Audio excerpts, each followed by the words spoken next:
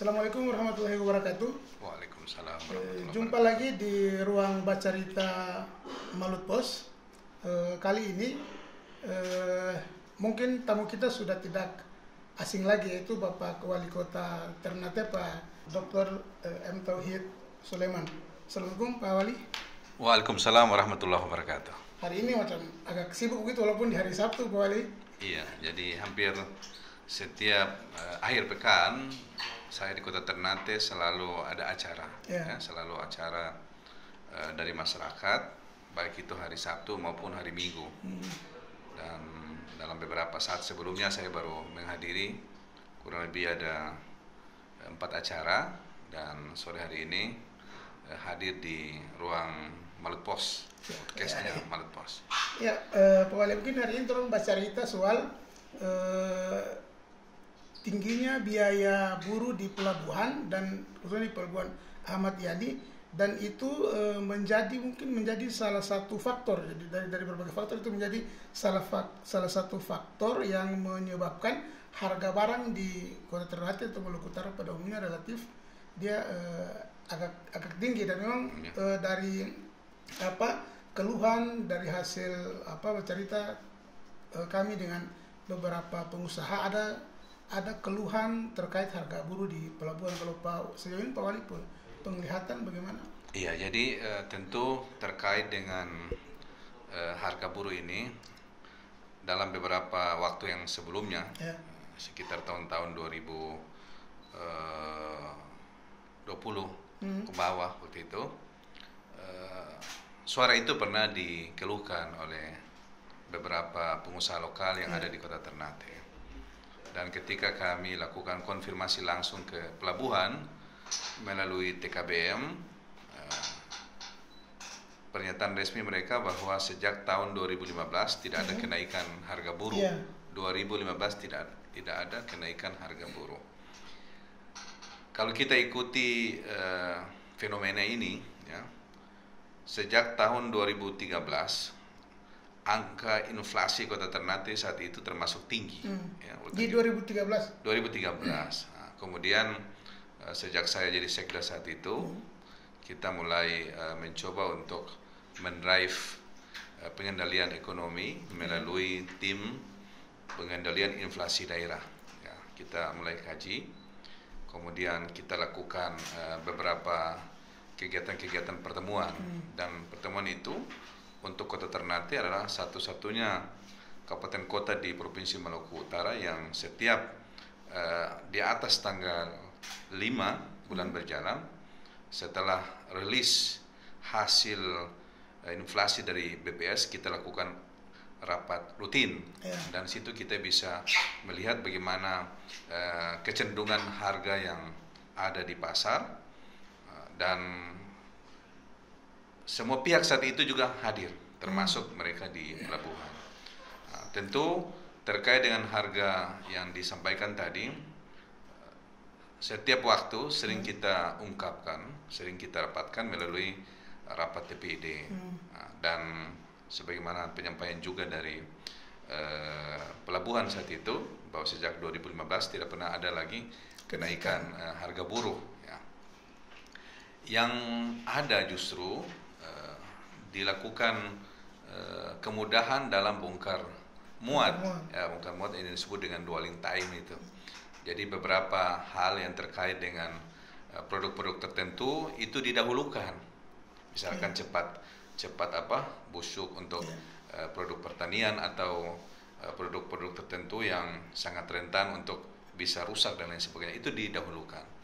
Kalaupun nanti ada pernyataan seperti ini, insya Allah tetap kita rapatkan melalui tim pengendalian inflasi daerah Kota Ternate, sehingga kita akan turun lapangan, kemudian pendekatan langsung ke pelabuhan Ahmad Yani sebagai pusat penukaran barang dan jasa yang ada di Kota Ternate, dan pihak-pihak yang harus kita lakukan untuk rapat tersebut akan kita sampaikan terkait dengan keluhan tersebut. Saya kira ini harus disampaikan secara terbuka, semua pihak nanti diundang, sehingga hal-hal yang terkait dengan kenaikan harga tersebut insya Allah dapat kita kendalikan. Mungkin Pak Wali mungkin dari sisi misalnya harga, mungkin dari sisi DP tarif mungkin tidak ada kenaikan misalnya.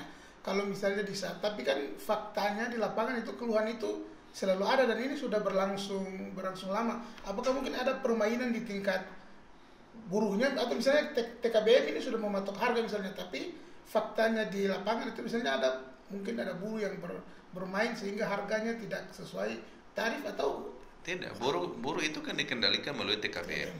Ya, TKBM sebenarnya harga yang mahal ini karena kita belum punya semacam gudang yang tempat penampungan. Itu yang buat dia mahal, karena waktu barang turun pertama ya mungkin di depan kapal saat itu, mungkin di pelabuhan, kemudian dinaikin lagi. Saya kira kita harus berpikir bagaimana agar proses pengendalian bongkar muat yang ada di pelabuhan ini harus dilakukan sebaik mungkin sehingga ongkos tinggi tadi itu bisa kita kurangi. Selain itu Pak, selain soal buruh yang berkaitan dengan harga juga kan, misalnya di saat momentum tertentu itu kadang harga tiba-tiba naik, atau misalnya mungkin ada pergantian cuaca seperti saat ini, misalnya harga juga tiba-tiba melonjak, itu mungkin tidak ada antisipasi sejauh ini Pak? Sebenarnya tidak. Supply and demand ini kan berlangsung ya, berlangsung. Sebenarnya sering kita antisipasi ketika hari-hari besar keagamaan, ya, apakah Islam maupun agama yang lain, itu kita antisipasi. Makanya hal yang paling utama kita lakukan di TPID itu dua. Yang satu adalah memastikan ketersediaan barang tersebut, kemudian yang kedua keterjangkauan harga.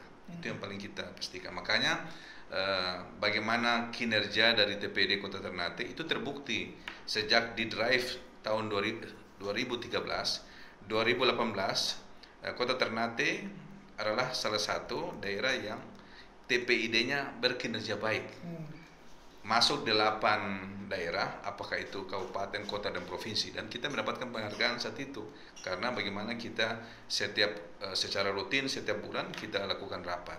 Misalkan kalau umpama ada kenaikan harga, maka dilakukan operasi pasar. Nah, tapi bagi orang Ternate ada satu fenomena yang menarik adalah bukan persoalan harganya, tapi ketersediaan barang itu, dan memang rata-rata hampir sebagian besar enjoy saja. Tetapi ketika barang itu langka, itu yang menjadi masalah.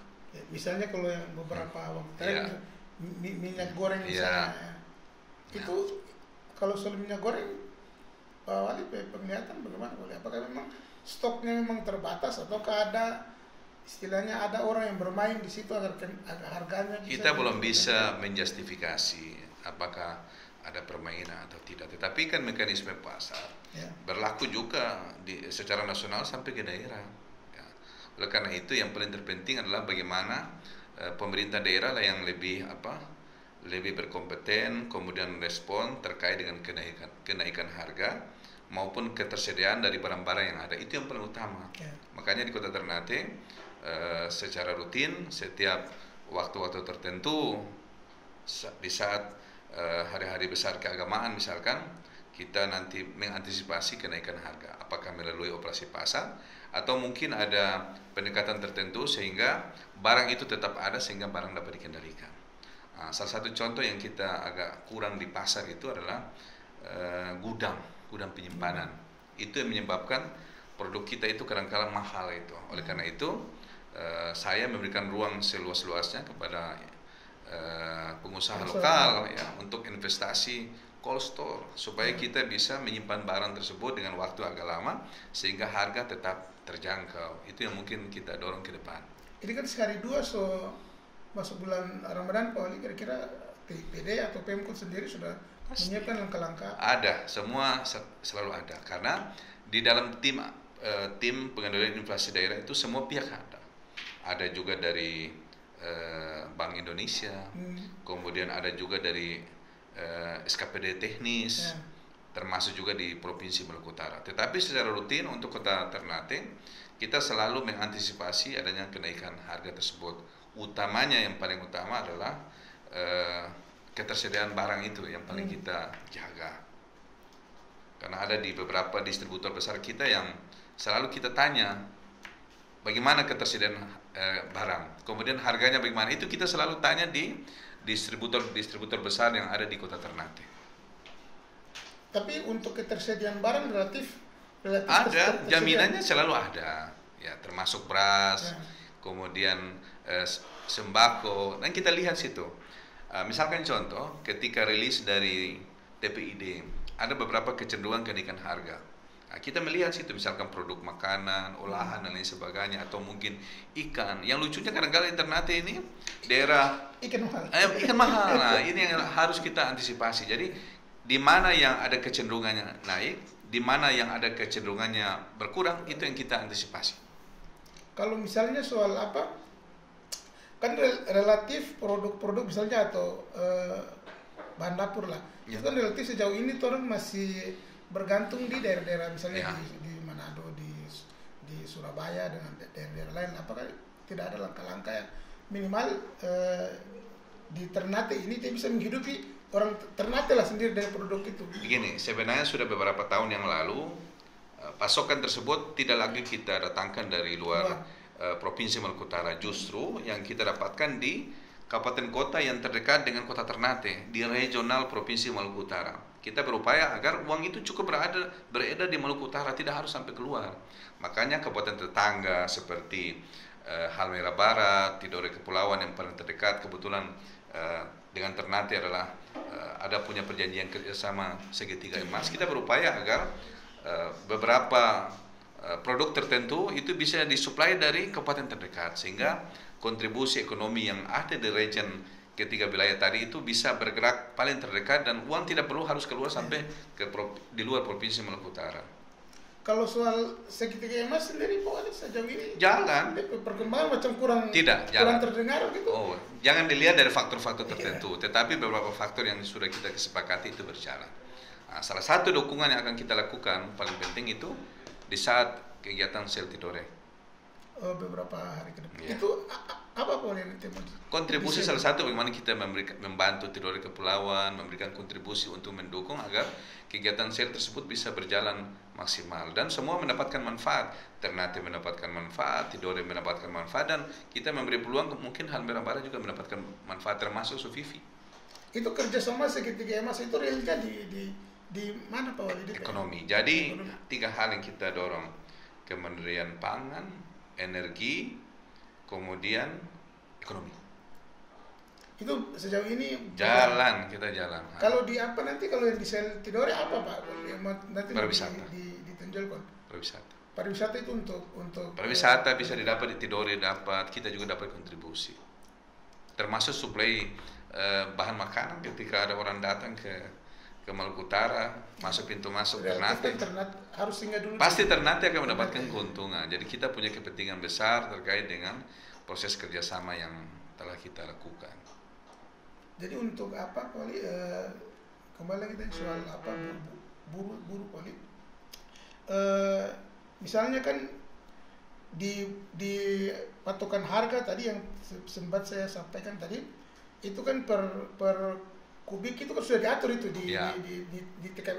Kami coba konfirmasi, ternyata itu semua telah diatur, namun faktanya ternyata memang ada yang memang bermain di situ, dari misalnya tanpa ada misalnya pengontrolan mungkin di TKB itu, mungkin ranahnya TKB, tapi Pemkot sendiri mungkin ada mungkin ada himbauan atau apa. Pasti kita himbauan, yaitu melalui forum TPID. Kalaupun ini ada keluhan yang begitu meluas terkait dengan kenaikan harga tadi, utamanya karena ada indikasi ke arah situ, insya Allah nanti kita dapatkan dalam bulan berikut, sebelum masuk bulan suci Ramadan, kita rapatkan, sehingga antisipasi terkait hal tersebut bisa kita tangani secara dini. Sebelumnya kan memang ada wacana tuh Wali, misalnya soal pengelolaan yang di pelabuhan, misalnya buruh dan lain-lain itu diserahkan ke pihak ketiga. Kalau misalnya Pemkot sendiri melihat itu bagaimana? Apakah memang sejauh ini untuk pelabuhan Ahmad Yani atau pelabuhan di sekitarnya sudah perlu ada diserahkan ke pihak ketiga, ataukah memang pengelolaannya lebih baik itu perlu banyak pihak untuk bicara itu. karena ada otoritas tertentu yang harus kita hargai kewenangannya. Tetapi saya pikir pemerintah sebagai fasilitator utama terkait dengan kepentingan masyarakat, insya Allah akan kita masuk ke situ. Semua pihak akan kita sampaikan supaya ada win-win solusi ya.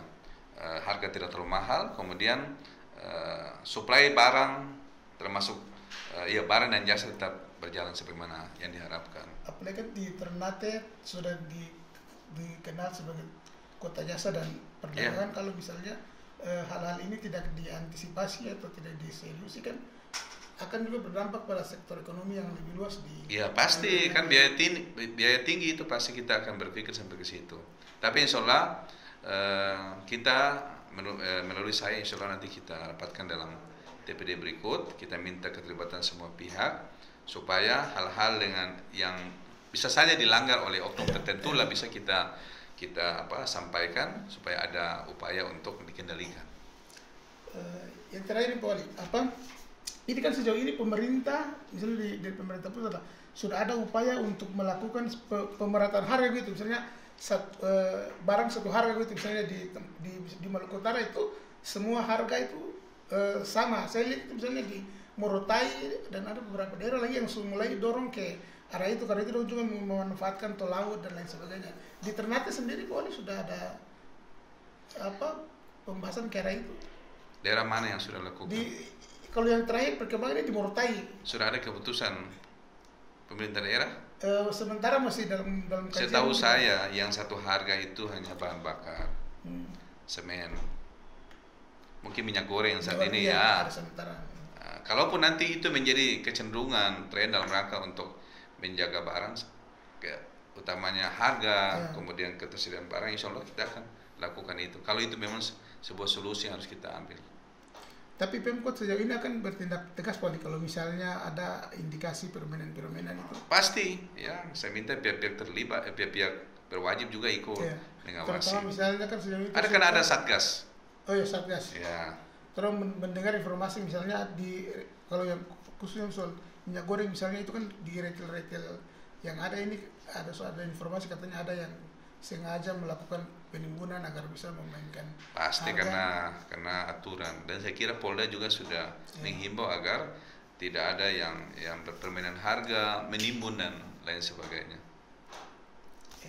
Yang terakhir Polda mungkin ada himbauan ke semua pihak terkait misalnya di pelabuhan ataupun di retail terkait harga-harga yang kadang tidak terkendali di Kota Ternate Pak. Saya kira kita akan sampaikan secara resmi melalui surat lah ya, ke pihak-pihak yang disampaikan tadi supaya ekonomi ini bisa terjaga dengan baik.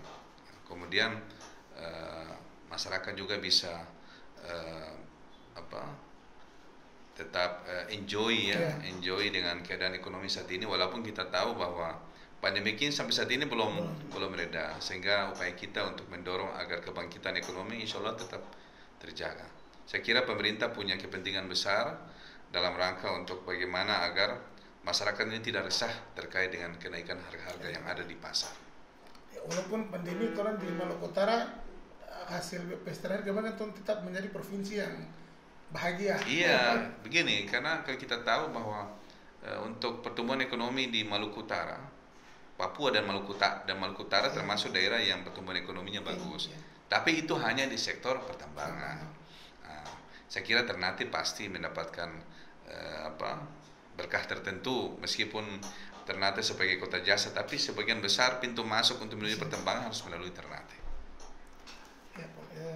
Mungkin demikian podcast kita pada kesempatan hari ini. Kita akan bertemu pada podcast berikutnya dengan isu-isu yang lain. Demikian, Assalamualaikum warahmatullahi wabarakatuh. Waalaikumsalam warahmatullahi wabarakatuh.